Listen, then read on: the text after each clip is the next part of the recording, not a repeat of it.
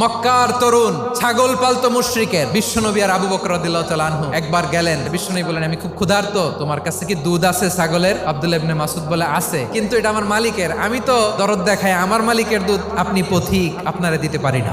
বিশ্বনবী এইটা শুনেই তার টার্গেট করে ফেলছে। বিশ্বনবী বলেন, আচ্ছা ঠিক আছে, দুধ দিও না, কিন্তু এমন ছাগি আছে কিনা যেই ছাগির সাথে কোনো ছাগলের মিলন হয় নাই, তার ওলানে দুধও আসে নাই, বাচ্চাও নাই, এরকম ছাগির থেকে যদি আমি দুধ খাই তাহলে তো সমস্যা নাই। বলতেছে, এরকম ছাগির থেকে দুধ খাইলে সমস্যা নাই, কারণ এরকম ছাগি ওলান থেকে দুধ আসবেও না। বলতেছে, ঠিক আছে, এরকম একটা ছাগি নিয়ে আসা হলো। বিশ্বনবী বিসমিল্লাহ বলে ওই ছাগির ওলানে হাত দিলেন। হাত দিতে দেরি, পুরো ওলানটা দুধে ভরে যেতে দেরি হয় না।